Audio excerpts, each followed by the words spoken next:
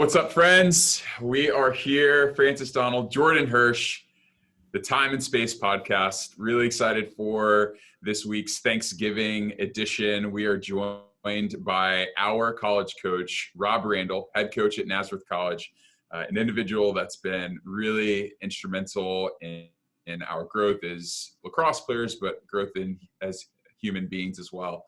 We'll talk to Coach about his life in lacrosse. We'll reminisce about some of our times as players, and we'll share with you what is the hill and what does it mean. We'll get into that as well. Thanks for listening. You can find us on Spotify, Apple Podcasts, as well as YouTube. Please check out our Instagram and Facebook pages for the links to see this episode as well as any other episodes and content that we have. We can't wait to share with you episode number 2 with our coach, Coach Randall.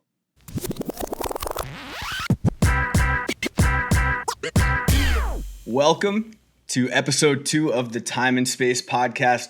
I am Jordan Hirsch. That is Francis Donald. And with us today is our college coach, Rob Randall. It's still weird to call him Rob, no?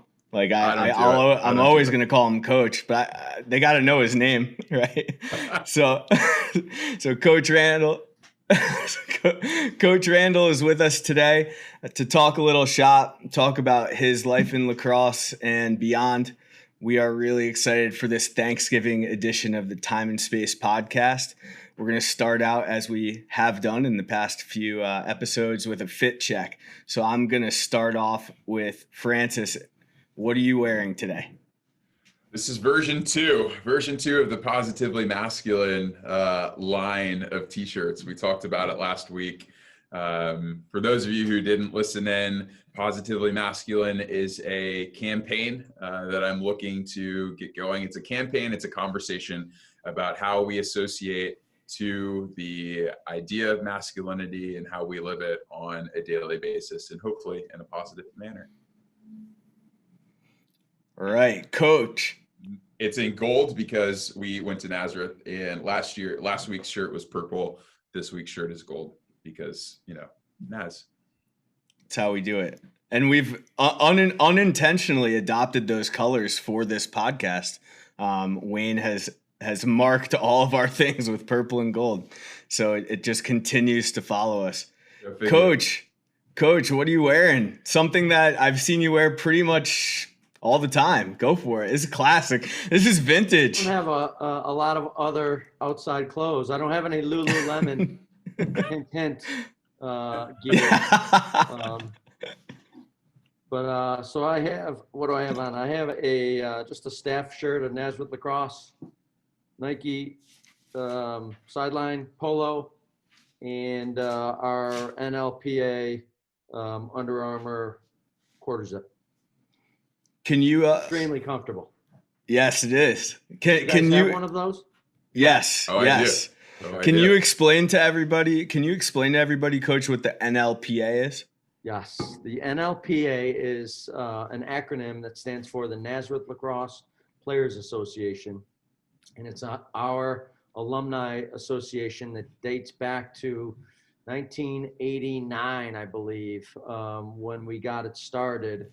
And it is, obviously grown from then into a huge organization that is extremely supportive of Nazareth Lacrosse.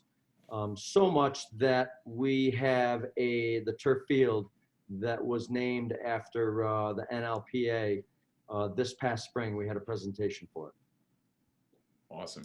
That's great. We love being a part of it too. We do. Yeah. It's something it's been a great way to continue the community. There's emails that go out. We have the luxury of, knowing a lot of the guys who were older than us that went through the program. So it's the continued community is really important. It's a great way for all of us to remain connected. Absolutely.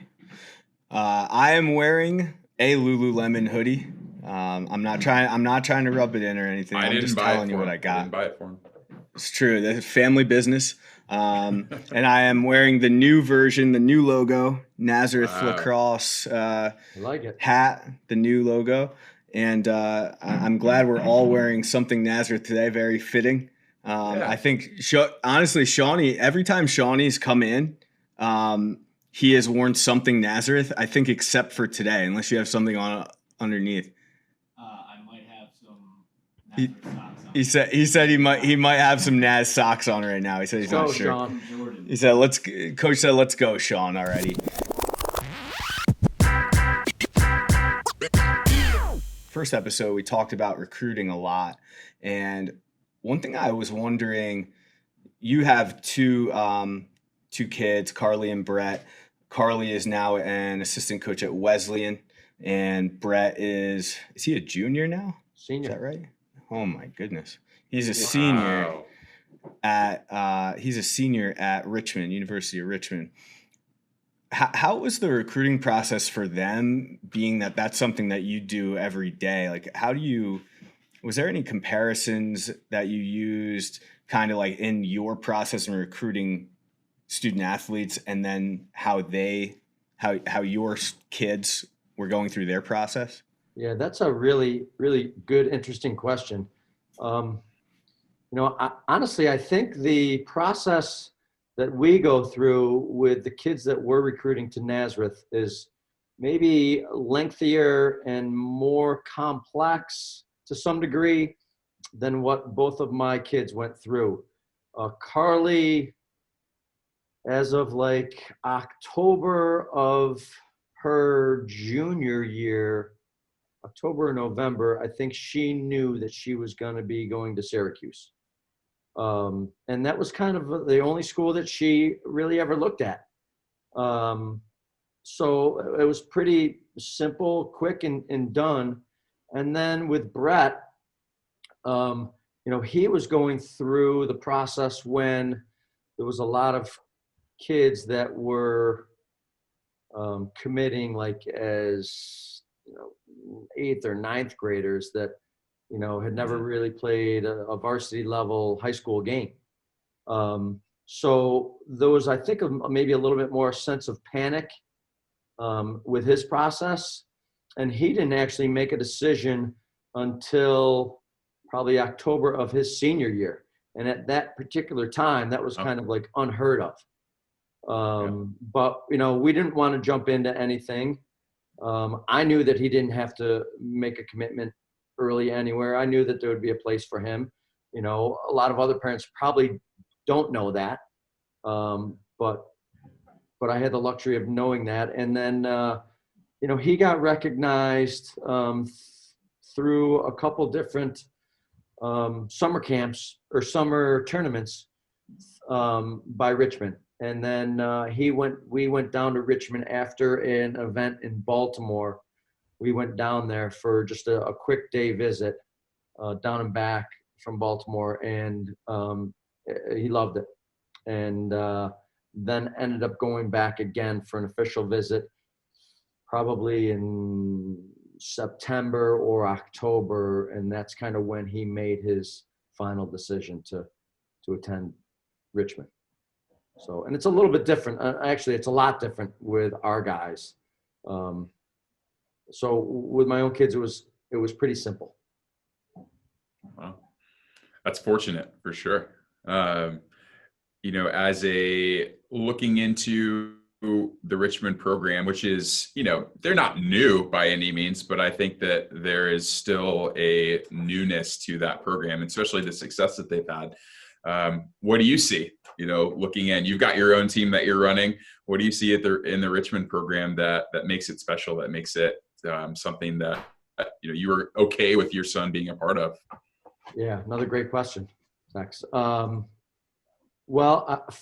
First and foremost, you drive on the campus and it's a beautiful place. In fact, when I first drove on there, I said to my wife, Barb, and to Brett, that it reminded me a lot of like Nazareth. It's kind of like Nazareth on steroids. And so Brian Gaffney, would that be? Exactly, yeah. Except I didn't see a pull-up bar. So it was, it's a beautiful place, number one. The community around it is a lot like Nazareth, where you have the nice houses and, kind of like a park-like setting. And then, just inquiring about Coach Shamati and Coach Richards, those guys, I had heard nothing but great things about them. I coached Joe Alberisi when he was at Alfred, and, he's obviously at West Point now. But Joe coached Dan Shamati at Duke. So when Brett started looking at Richmond, my first conversation was with Joe Alberisi, just to inquire, about his thoughts and any feedback that he had on Coach Shamati. And he had nothing but rave reviews for Coach Shamati. And to Joe's credit and to Coach Shamati's credit, it's been nothing but an unbelievable experience to this point for Brett. That's awesome. And let me set the stage real quick for everybody, because when we talk about Thanksgiving week, talk about family, Brett and Carly are Coach's kids, and Jordan and I grew up in college, while those kids were growing up in middle school, and earlier than that. And so we've seen Carly, who ended up playing at Syracuse. She was playing with the boys at Nazareth Lacrosse camp. We were coaching her. We used to coach Brett and his group of cohorts as they were getting older, going through middle school and high school in this Flyers program that you have in Rochester. So to be talking about their college career is certainly nostalgic for me. I know Jordan the same way. And so awesome to see them both get to a very high level of lacrosse. It's pretty gratifying, actually.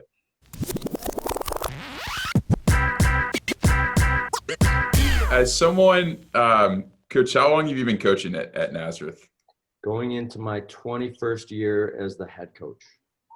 21st year as a head coach. And you've coached a lot of different types of people. I think you've been one of the people that are more open to recruiting outside of the New York area, really trying to expand and find representation from other parts of the country. What do you notice when you think back to the types of kids that you're recruiting 21 years ago to the kids that you encounter now through the recruiting process? Has there been a general shift in kid out there, in recruit and student athlete? Now that Jordan and I are 35, we talk about, how kids used to be and how they are. And we're at that phase. Do you see some of that? Do you feel some of that? Maybe to some degree, I think there's a tendency for us coaches to say that kids are softer these days than they were when you guys were coming through. I think that's just an easy cliche. I don't know if that's really true. I will say, with the advent of the phone, things have gotten a lot more challenging. The social media piece, I think, puts a tremendous amount of pressure on kids and families. Once something happens, it's out there immediately. So kids know about it. People know about it. And in many ways, it's a great platform, but in many other ways, it's a really challenging platform for these kids. And so that's been a major adjustment, I think, from me personally, because you guys know my technical skills, and it's a challenge because these kids are so good on their phones or their iPads or their computers, and as long as the right message is being spread, I think it's awesome. There's so much value to it, but man, it's so easy for these kids to get themselves in hot water, or get caught doing something that maybe they shouldn't be doing, just doing some stupid stuff. So I think they have those challenges too. I think the phone and the social media piece has been the biggest adjustment. Yeah. What sort of advice would you give to parents of student athletes who are being recruited in this time? How to help their kids move through this process in a positive way? Or what would you tell parents how to help themselves move through this process in a positive way? Well, I think the more that they can communicate, the better. And that's what we emphasize with our guys right now. There has to be dialogue, and if there's not dialogue, then negativity seeps in. So there's got to be continual dialogue with players, with recruits, with families in this process. I think it's really important for the kids to show us that they want to be here, and be proactive in their own recruitment. I think that's such an important piece, and it's what we encourage our guys to do now. If they want to pursue something here on campus, or they want to pursue an internship, or they want to pursue a career opportunity, a job, an interview, you have to be aggressive. You have to be proactive in what you're doing. Otherwise, there's going to be somebody else that's just as good, if not better. So I think, promoting yourself as much as you possibly can is a huge piece to the recruitment process. And then, just being I go back to character. Obviously, we're trying to recruit kids that are talented, but man, over the years, I feel like the character piece and the effort piece and the great teammate piece trumps ability. And I think that, that's such an important piece that sometimes we as coaches lose sight of, or I lost sight of maybe for a while. And, I think it's a really, really important piece to the recruitment process. Do you feel the pressure sometimes to take one or the other? Is it hard to find a kid that is as talented as you would like him to be, but is also a high character, great teammate? Or do you find those kids a lot? No, I think, you get to know them over the process, and there's some kids that are talented that we just pass on. And sometimes us, I say us passing on them, sometimes it might be, reciprocal. They may lose interest in us too, so I think that kind of takes a natural path of its own at times. And I think that the strong character kids who show that they want to be here also takes a really strong path. And I don't know if that really answers your question, Tex, but I think I would rather have a young man that is of strong character and has a great work ethic and has a great attitude and wants to be coached and will be a great teammate and is willing to listen, over a kid that maybe, doesn't fall into those categories. Because the kids, at least in my experience here, the kids that don't fall into that pool, as you guys know, haven't made it. And the sooner we can learn that, the better.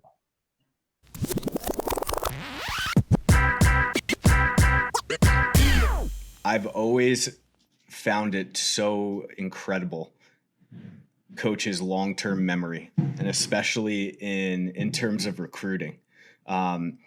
Coach Randall can tell you where he saw a kid from 1990 that he was recruiting at Sacred Heart, on what field and at what event. And it made me think about first impressions. And my first impression of Nazareth, and this is a story that my mother loves to tell, is we went up, I think for the second time we drove up there, my mom and I, and my dad and I had made a trip already. And I know my dad was kind of saying to my mom, he's going to go there. Like, he's going to go. You're going to have to wrap your mind around driving 5 hours. Like, you're going to have to, it's okay. Right. So we get up there, and we got up there late, and coach met us at the office, and Brett, who at the time was probably 3 years old, maybe 4, was crawling around the office, and we're having this talk, and coach is, kind of giving my mom the pitch about why Nazareth is the right place, and Brett is like climbing on his head, and coach is putting him back on the couch, and that was the seller for my mom. And for those out there, those young college coaches or just college coaches in general, as well as anybody, you're recruiting the parent as well. And you want to make them feel good about their son or daughter going to a school for 4, and in some cases more, years, and being with that person, and that they're going to get taken care of. So my first impression, or at least I should say my parents' first impression of Nazareth and of Coach Randall, was family, and cultivating that idea of a family atmosphere. And that was the seller for my mom. Brett basically got me to Nazareth. Whether he knows it or not, Brett got me to Nazareth. There it is. Sum it up. Yeah. So I know that your mom loves telling that story, and it is an awesome story. And, everything kind of comes back full circle, and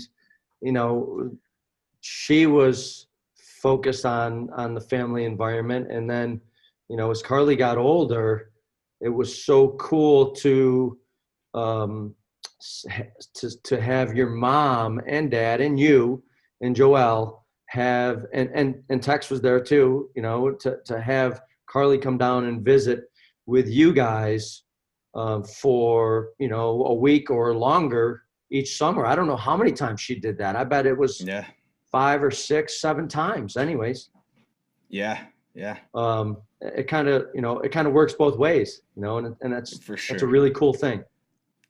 100%. And to kind of, again, to give a little background on that, my mom owns a dance studio locally in our town, and Carly would come down with Coach and with Brett. Sometimes Francis, myself, and Coach would work a camp in Connecticut for a week, and Carly would go to the dance camp for a week. And it was really, it became like a really fun part of the summer. And then I don't know whenever we stopped doing that camp in Connecticut, but I think Carly just kept coming down because, it became kind of tradition, and it's all about those kind of memories. And I think that, in a way, that just keeps that family going, and it keeps the idea of family within sport present, which to me is really important. And I'm wondering, Francis, what was your first impressions of Coach? I went through a very different recruiting process than a lot of, I don't know, anybody out there that's gone through a recruiting process. Coach, I believe, so do you remember where you saw me play? I do. I remember seeing you play for the first time at the New England, I think it was called the New England Premier. Yeah.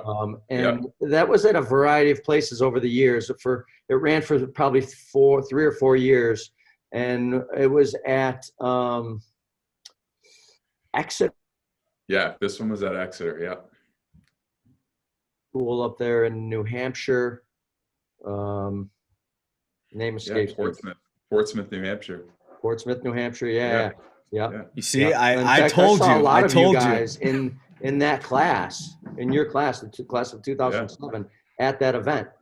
I think it was Ryan Conley, Will Tuttle, Kevin Gibbons. I think we were all there. Yeah, and what was the other kid's name that was only here for a couple of years? Zach Taylor? Oh, yeah, Zach, yeah. Yep. Mm-hmm. And I think Kyle Purcell as well. Kyle Purcell, yeah. That was actually a pretty good event. And it was good for us because we were just starting to get into New England from a recruiting standpoint. And obviously, as you know, there was kids from all over the country there. But there wasn't a lot of other coaches that attended that event. So I felt like it gave me or us at Nazareth maybe a leg up on some kids. And, you just don't see events like that anymore because there's so many coaches out at every event that you just can't, you can't really hide kids anymore. Well, and how I found that event, to your point, is I've told everyone I'm from Dallas, Texas, and I graduated high school in 2003. And at that point, lacrosse only really got to Texas as a high school sport in probably 96, 95, 96. So it'd been around less than 10 years. Mm-hmm. We had great athletes, some kids, some coaches who were from the East Coast. Talk about Duke. We had a couple coaches from Duke at my school. And none of us really knew what to do if we wanted to be recruited. We would go to Vail and play for Team Texas, but that wasn't a recruiting deal. And so I remember scrolling laxpower.com and trying to find where a recruiting tournament was that I could go to that wasn't too expensive, because we didn't have a whole lot of money. And New England Premier, while it was probably as far as I could go, was only $175 to be a part of the deal. So they, my mom figured out a way to fly me up there. And I think I might have stayed on campus at Exeter. Like somebody picked me up, dropped me off where I needed to stay. And I played. And that was the only recruiting tournament that I went to in my entire college process, was there. Could you imagine? Amen. Could you imagine nowadays? Could you imagine? Right? One event? Could you imagine? A funny thing about that event, it was one of the early events in June, I want to say, or maybe even in May, I forget. But it was if I recall correctly, it was an early event, and they always tried to attract coaches with having a big lobster bake after the tournament. Amazing. And they didn't have to say anything more. That's I was awesome. going to go. And I think for 3 or 4 years, I went and I brought my wife, and then, the kids started to get a little bit older, and we brought the family up there and made like a mini long weekend vacation out of it. Yeah, absolutely. And the time that I got to spend in New England when I was recruiting was always the best. Just such a great place to be in the summertime. Yeah. Honestly, my first impression of you, Coach, was not until I stepped on campus as an enrolled student at Nazareth College. I know we had spoken on the phone, but that was the only interaction that we had. I remember getting a package from Nazareth College with a handwritten letter in it from you, and our season flyer from the year before, and looking through, and one of my coaches from high school was like, "Oh yeah, Nazareth, they're really good. Like you probably can't play there." Because at that point, right, the tradition was so current. The Nazareth tradition, we had just come off of 3 national championships and played in 5 of them, and so things were really pumping. And I just remember the thought process. I remember where I was sitting, and I remember reading this thing cover to cover like 12 times, and just thinking, I want to be a part of that. Like I want to be a part of something that is that big and something that is that important. And that was all I knew. I knew it was a high level of lacrosse. I didn't care where it was. Honestly, I was happy to be somewhere else other than Dallas, Texas. And so it was really easy for me to buy in to the culture, because I just wanted to be a part of something. And I think you did a bunch of the negotiation, Coach, with my mom. I think that she was a primary negotiator. I was just sort of, I think literally one day she called me and she was like, or called me, we were in the same house. She said, "Would you be okay going to Nazareth?" And I was like, "Yeah, good." And that was our college talk. I think I probably had more conversations with Beverly than I had with you. Yeah, absolutely. No doubt about it. And I love those conversations with her. Do you have any first impressions of us? Or even something that would be similar to that? Well, yes, maybe not first impressions, but definitely some vivid early memories. Jordan, with you, I think that, it seemed like, and it might not have been your freshman year, but it seemed like you were in the office every single day, wondering what you could do to get better, because I think we posted a depth chart, and you were not where you wanted to be on that depth chart early on. And like a good player a conscientious player, somebody that wants to get it on the field type kid would do. He's in the coach's office every day.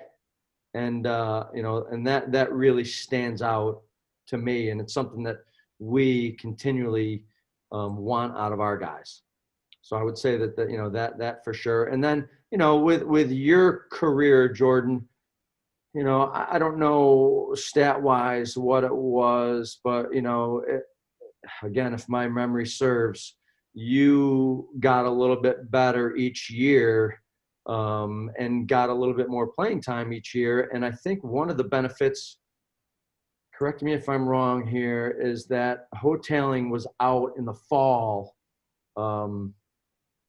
Was it your senior year? And you got an opportunity to get a lot more playing time with that first group. And further develop your skills, and more importantly, probably gain a lot more confidence. And that was great to see. For sure. Am I right about that fall? I think it was maybe our junior year. I think it was junior year. But you are right. We talked a little bit about this last week. I don't know. I think it was more behind the scenes discussion, but talking about like the process of what it might look like to even gain confidence. And I think part of it was I needed to hear what the plan was. And this is maybe specific to me, but I think it works for most people. Hear from the people that are making the decisions, what you need to do, go ahead and do that the best you can. And then hopefully you gain some experience. And what I was kind of saying last week, and I think this is a lesson for everybody, is things might not work out the way you envision it. But if you do everything that you possibly can and you listen to what you're told, there is a way that it's going to work out and you're going to feel really good about it. And I think that's kind of true for my college career, at least. And that's how it worked for me. And I do think if you're not one of those guys that jumps off the page from the get-go, like maybe Francis did, or you mentioned Ryan Hotelling, who is an excellent player that we played with and a good friend of ours. You have to find ways to be valuable. And that was kind of always my goal, is how can I impact our team positively? So that was the ultimate goal. And I think by the end, it felt right for me, at least. How about Francis? What do you think about him? Well, there's more I could get into with both you guys, and hopefully, we can get into it. But with Tex, it was a little bit different. Tex came in as a pretty talented long stick midi, a pretty talented pole that I really, I kind of had high expectations for early on. And to be quite honest, I think for the first couple weeks of fall ball, there was a level of underachievement, as far as my perspective was concerned. And I can remember having conversations with Francis in the office here that, he's got to be a little bit more willing to listen and get himself in a better physical shape and better mental shape to play at this level. And, so those things really stand out in my mind. And you just brought up the whole concept of listening. And both of you guys did an awesome job of listening to what we coaches, asked of you. And it's a success story, and maybe, like you said, things don't turn out exactly the way you anticipate they're going to turn out. And we certainly we're hoping to have a better, a better ending to your guys' senior year. But it turned out tremendous, and the wins and losses are just a small piece to this. But yeah, I mean, it seemed like each year I had to get on Tex a little bit more than maybe some of the other guys, just to give him a kick in the ass and let him know that, if you don't get your ass in better shape, you're not going to play. And to his credit, after a few weeks, He got himself in really good shape, but he did not come in good shape each fall or each spring for that matter. Would you say that's an accurate statement, Tex? I would say that's accurate. Yeah. I was going through an interesting growth spurt, and that's funny. I don't care what coach says. I thought you were in great shape, bud. I thought you were awesome. Well, Tex, you played probably in every game of your career, unless maybe you missed a game or here or there with an injury. But I think you played in, you must have played in every game as a freshman and probably every other game that, that we had that you could have played in based on your ability. And, you had a heck of a career, and man, there was a lot of unbelievable games that come to memory that you guys were a part of. So very, very different impressions, but very similar results.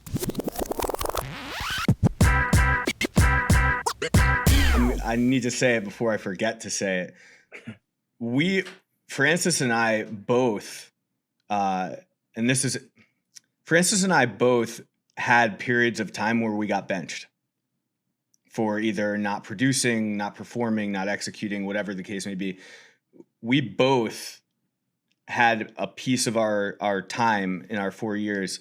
For me, more when I was in the lineup a little bit more. Not obviously, in my freshman year, you would have to pull me off the bench. That's how glued I was.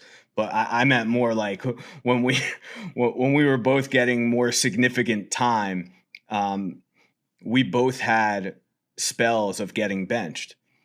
And I think the reason I need to mention it now before I forget is because I hope that there's some younger players listening, whether you be in high school or college. You might have a period of time where you're not doing what you need to do, or your coach is looking for a different answer. And it's going to be okay if you stay the course that you're supposed to. If you decide that this is where I belong on the bench, you'll be there. If you decide that I don't want to be here, and whatever your motivation is, if your motivation is like, hey, I'm going to prove my coach wrong, fine, go prove him wrong. It's still going to benefit your team. If your motivation is, I got to fix it, that's great, fix it. But don't sit there and blame everybody but you. If that's what you do, what's going to end up happening is you're not going to have that second opportunity. I can tell you from experience in playing and coaching, you might not get that second opportunity. So we were both benched by a coach that we know and love and want on our podcast when we're 35 and is at our wedding. And, it doesn't last forever, but it is what you make of it. So it is important to say we both got benched. It happened. All right. And then we moved on and things got better. Yeah, I think that college sports in general is this time it's a process of maturity, and the maturity really has nothing to do with the sport that you're playing. As coaches, you always said that lacrosse is a laboratory, right, for this process. But understanding and taking ownership in your experience, right? And so me coming into a season or preseason out of shape is not taking ownership of my situation. And so then having to, use the first 2 or 3 weeks to get to that point where I could have been at the very beginning, right? And then you lose some time there where you're not optimizing your opportunity. And I was fortunate that I had the opportunity to grow in that time, and really take that ownership. And the listening for me is nothing other than taking ownership of an experience. It's easy to disregard what somebody tells you when they're trying to help you, and say they don't know what they're talking about, or they're not looking out for me. And that is just a way of denying that you have responsibility in what you're doing. And so I think that Jordan and I always wanted to take that responsibility. We didn't always know how. I know, my process coming into playing college lacrosse in upstate New York after leaving Texas, that it was a different level of lacrosse. It was a different mindset that I had to step up to. And just grateful to have people around me. And now when I coach kids, I think that they get bent sometimes because I am so direct with them, but I am so direct with them because, Coach, you are so direct with me, right? This is what we need you to do. Yes, you are fulfilling this. No, you are not fulfilling this. Go back and do it the right way. And that's very much how I coach at this point, because I feel that communication, that direct communication, allows somebody who's really listening to take that ownership and do what they will with it. But at least you're giving them the knowledge that they need to be successful. Totally. So thank you. Yeah, well, thank you, because if you guys didn't come from strong backgrounds, strong family backgrounds, and you weren't strong characters, that wouldn't have turned out the way it did for both of you. So a lot of that is attributed to Tex, your mom, and Jordan, your family upbringing, because listen, you're only with us for 4 years.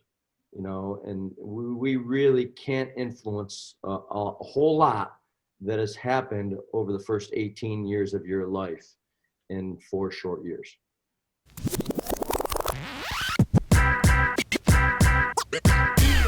We talked a lot last week about the locker room and how obviously not the physical locker room, which was great, by the way, but the locker room feeling and the locker room vibe. And I guess one question I had, and we can kind of get into more of the things we talked about last week to really dig into some of those ideas that we were getting at.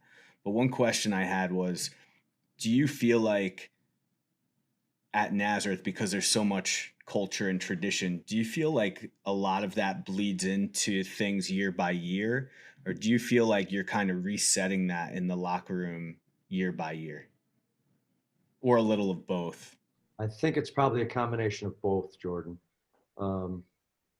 We tried to make a paradigm shift as a program about 2 years ago, maybe a year and a half ago, with some different activities that we started doing, some different leadership things, some different accountability things, to try and change our culture, because I thought that there was a time when our culture did struggle, and it's over the course of time, it's really tough to maintain success. And I'm not just talking about wins and losses. I'm talking about recruiting and having the right kids in the program. You bring up the locker room piece and making sure that that's a clean locker room, and that everyone is holding one another accountable. And I think we lost that, for a little bit. And I think we have it back. But it takes a lot of work and a lot of effort, not only on us from a coaching standpoint, but more importantly, from the player standpoint, because, the younger guys are going to listen to the older guys a lot more than they're going to listen to the coaches, because there's a peer pressure factor there. There's an experience factor there.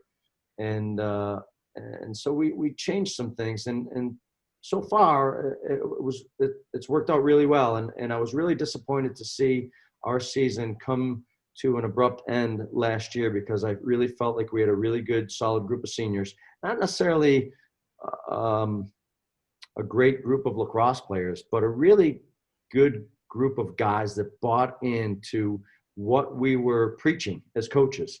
And they did an awesome job with that. So it was really sad to see that come to such an abrupt end. And we were experiencing some success on the field too. And I think, some of the changes that we made as a program probably carried over a little bit to our success on the field. But it was tough because we weren't able to see it really come to fruition last year. Can we lean into that idea of buy-in in an organization? And I'd love you to tie it into what's behind you, the office. We're looking at a jersey, we're looking at All-American plaques, we're looking at these pictures. I'd love for you to explain the pictures. But, when you think about buy-in into the program, to what you're trying to get out of these players, how does even something like the office play into that? Well, we probably back when you guys were here, maybe a little bit later than that, I forget. We redecorated the office. We repainted. We took all the plaques down and painted the walls and put new carpeting in and got new furniture in here. Put the plaques back up in a different format. Put all the award winner plaques up. Put all the Empire 8 plaques back up. Put all the team photos back up. We have every team photo since 1986 in the office.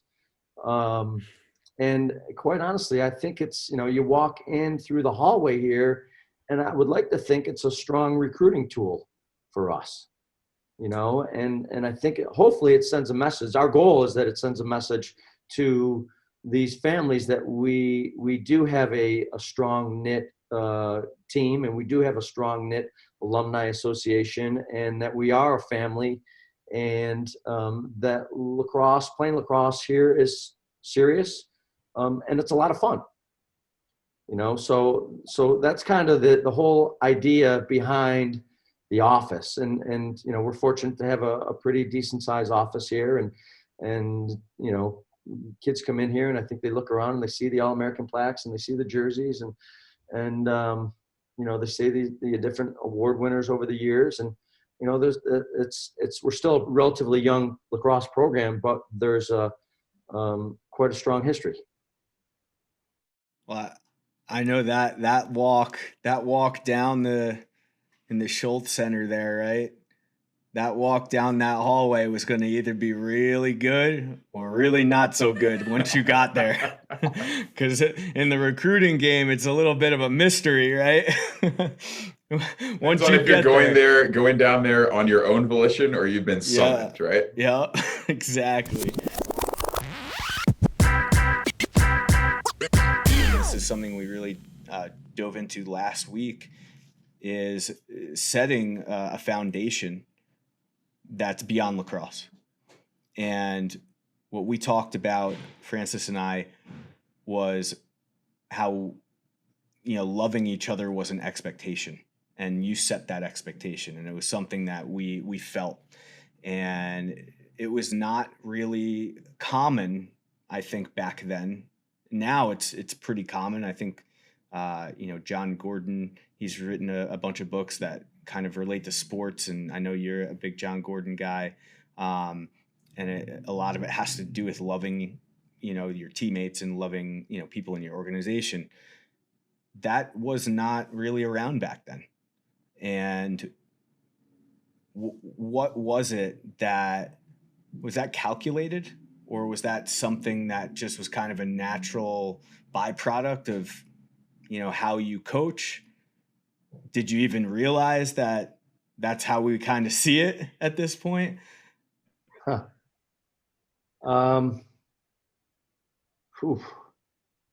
don't know. That's another good point. I absolutely love what I do.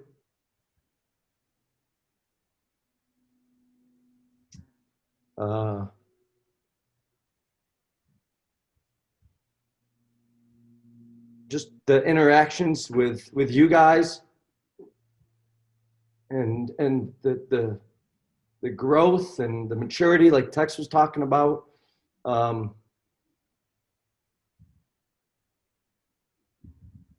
Just the love. It is love, and but you don't really think about it until you kind of step back and think more about it. And I really haven't done a whole lot of that.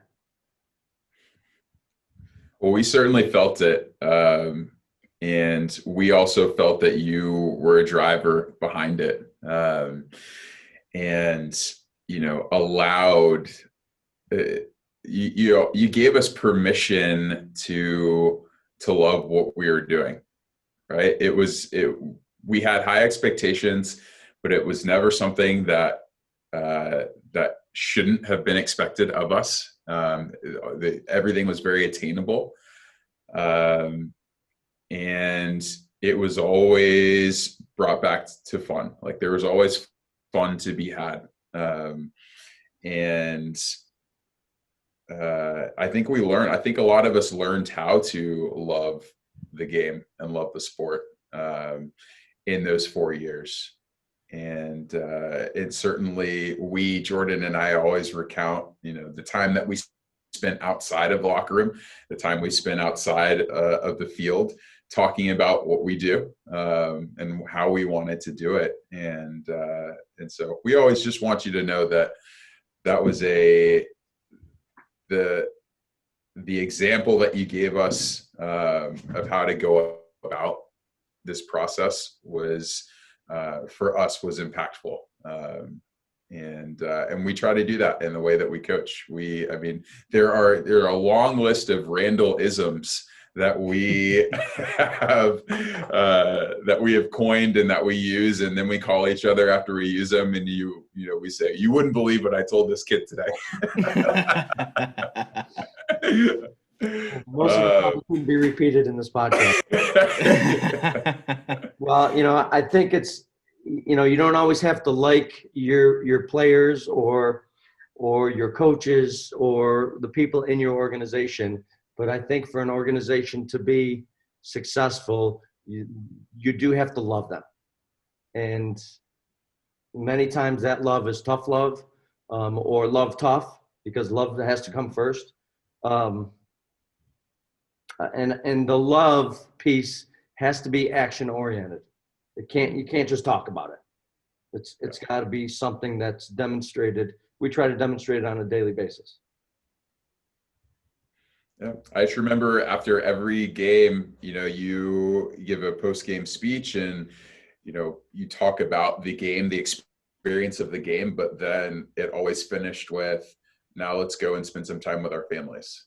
And there was always an acknowledgement that was also an important piece of this experience.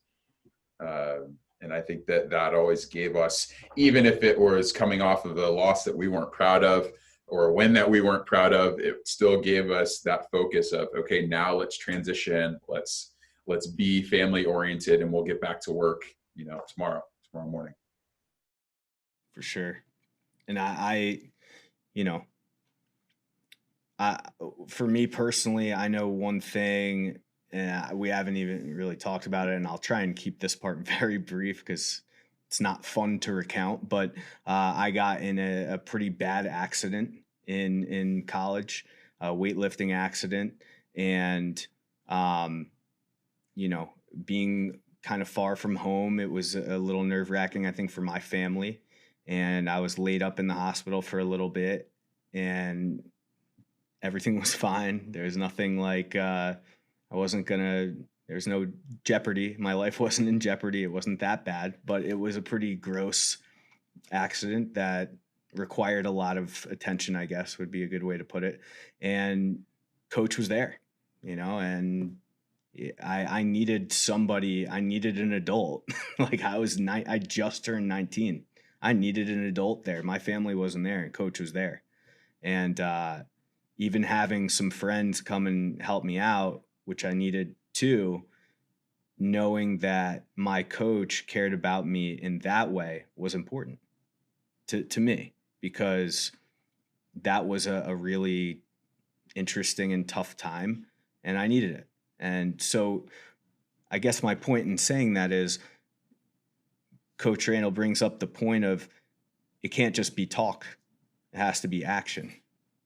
And that was an action. And he took time out of his personal life. That wasn't, he was off the clock, right? If there's such a thing as off the clock in coaching, he was off the clock. And he made a point to check in with me. And I remember him driving me back to the dorm, I didn't have any, everybody was gone at that point. Nobody wanted to look at my hand anymore. It was so gross. Everyone was gone. I needed a ride back. And, that was a pivotal moment in my young life. So I needed that support. And, I think that's the action we're talking about. So for young coaches and young people out there, make it authentic. Put yourself out there a little bit. I think that's another thing. It's really easy to just kind of be coach for 2 hours and, blow the whistle and go home and then show your real self to your family. Some of my best memories with Coach and with Francis are doing stuff that have nothing to do with lacrosse. Going fishing. One of my first times fishing, and I know it's one of Francis's first times fishing, was with Coach, and just hanging out, listening to music, and getting to know each other, going to get sandwiches, just living normal life outside of the confines of lacrosse. I think that is another way to just build those bonds and be authentic. And those are action items, and they're important for folks that are in this game. That's what makes lacrosse unique to me, is you can form those bonds and it doesn't have to be on the field. So that's probably a good place to change subjects, I guess. On that note, I had to lie to your mom that day. Because I called her from the hospital, and my first view of you in the hospital, Jordan, was the bone sticking out of your finger. Yeah. So she asked me, is he okay? Is he okay? I'm like, oh yeah, he's gonna be fine. It's not that bad, just a scratch.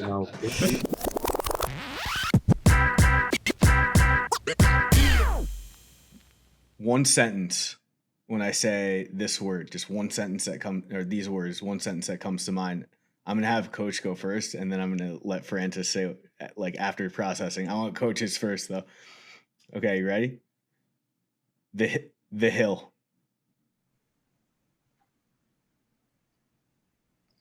Whoa, maybe I'm not ready. Tremendous motivator. That's pretty good.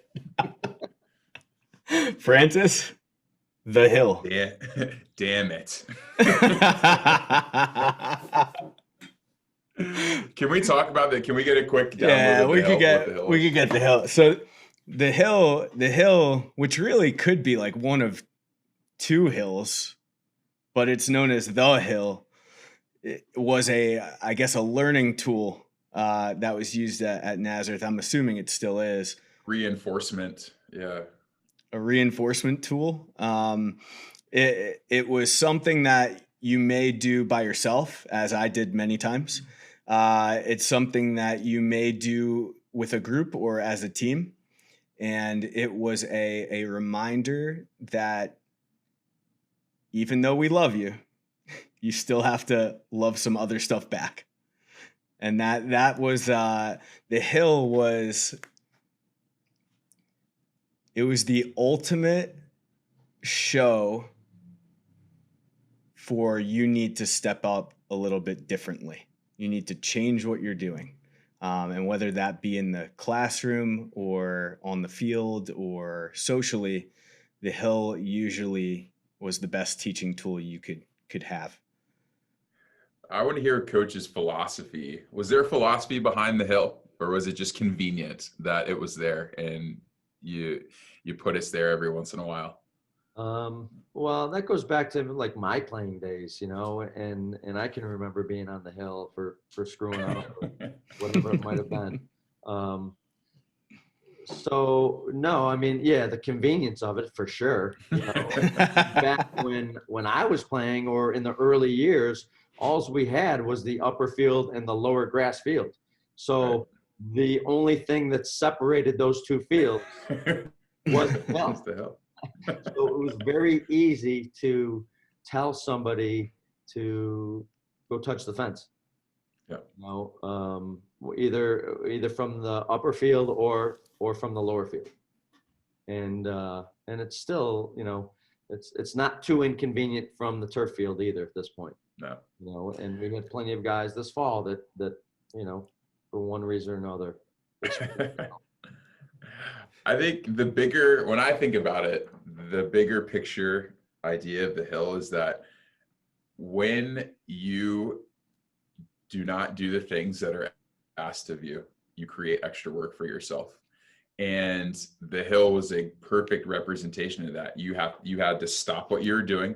You had to run over, you had to run the hill, touch the fence, come back down, run back to practice. And that's 3-4 minutes that you just missed out on, right? And those repetitions. And so it was a reinforcement tool for me. And it was like, I didn't want to be there because I'd rather just be playing lacrosse than be up on that hill. when you don't do what you're supposed to do, you don't get to do what you want to do. Yeah. And that's well said. That's the hill.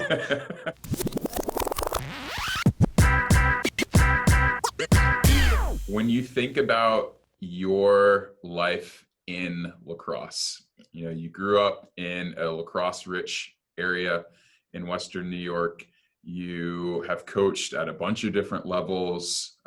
You've coached a lot of great players. You're a Lake Placid Hall of Famer. When you think about your life in lacrosse, what sort of things come to mind? What are those top memories, top experiences, maybe like one or two that really accentuate the joy that you felt through this game? Well, it's become a way of life for our family, that's for sure. So, everything that we do as a family in some way is lacrosse related. All of our friends are, I shouldn't say all of them, but the vast majority of our friends, actually, I'll go out on a limb and say all of our friends are because of lacrosse in some format. So it's a way of life. It helped me find my wife. It helped me build my family. There isn't any like one particular thing that stands out one way or the other. I think it's more of just the relationship development that it's presented to myself and my wife and our kids, and to be able to meet so many people through this and build relationships and have these interactions with people through this wonderful game. It's just, I feel like I'm the luckiest guy in the world. Well, we certainly appreciate the opportunity to be a part of that life, and maybe appreciate it more than some of the guys that we played with for one reason or another. You guys. What's that? They might have been on the hill more than you guys. Yeah, exactly. Bring it back. But it is our pleasure to continue to be involved with you and continue to be involved in the Nazareth Lacrosse program and the Players Association.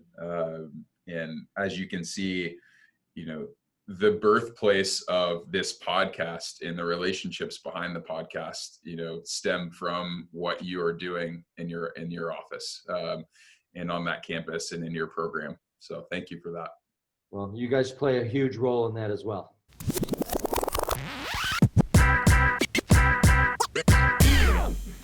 Coach, thanks for coming on. It's awesome to have you on. I thought a good stink in the draft for this, especially considering we've all been lucky enough. I've been lucky enough to spend at least one Thanksgiving with each of you.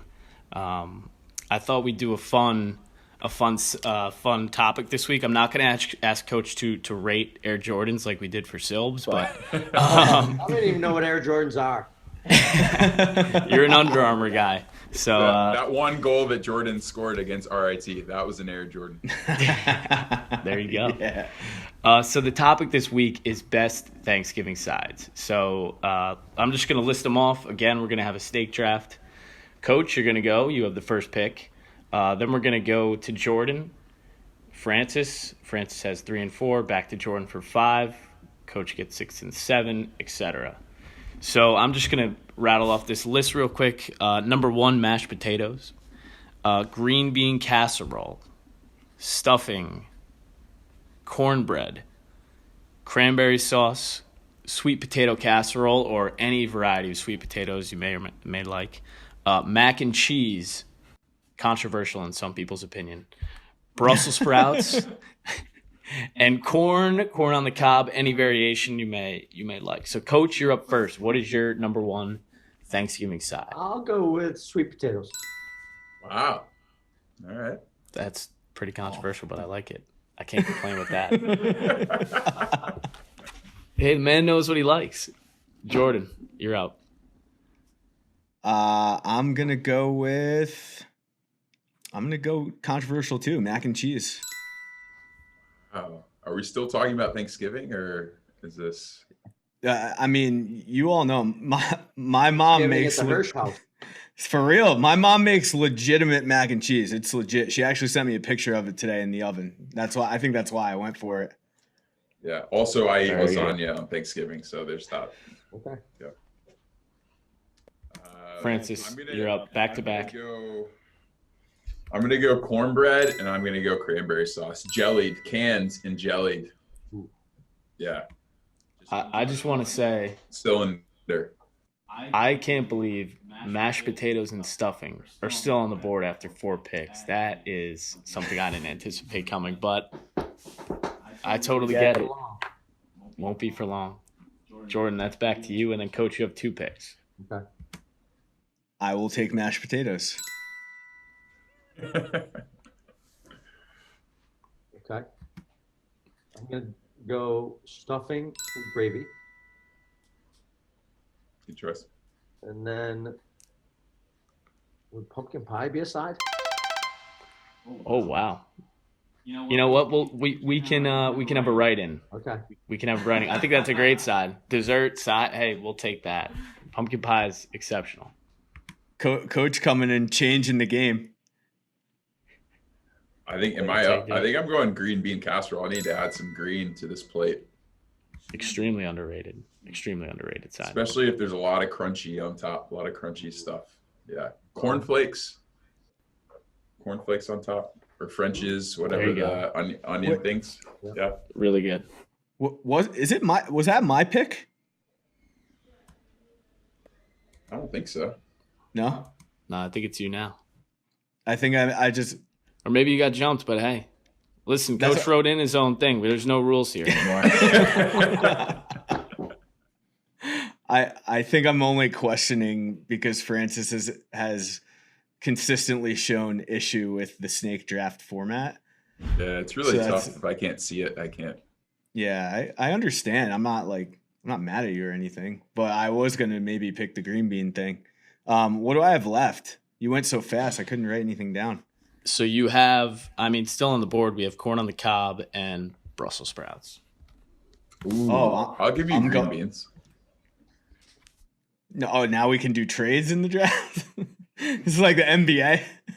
We get one of those Brussels sprouts. You switch hats. The green bean hat for the Brussels sprout hat. Yeah. I'm gonna go Brussels sprouts. There you go. So no corn on the cob for anybody, which is totally It's fine. not a Thanksgiving thing, I don't think. I don't know. Creamed corn. I can do creamed corn for Thanksgiving. That's good too.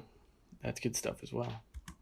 That's a good. Hey, listen. I think we've gained a lot from this as well too with Coach. You know, if someone wants to have a wild card pick, I'm all for that because pumpkin pie is exceptional. We can put that Apple outside. pie, category. apple crisp.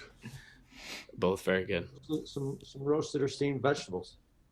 Ah, all right. There you go. All really good.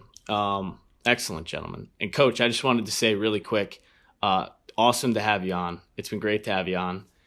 just your influence with these two guys, how it's influenced myself, my brother, the summers we had at NAS camp too, going up and staying at my grandma's house for the week in Fairport, New York, and Rochester, and going to those camps.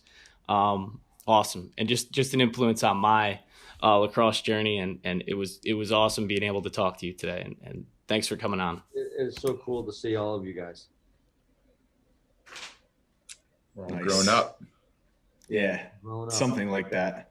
Yep. Something like that. Something You guys like just that. got to figure out what you want to do with the rest of your lives. Yeah.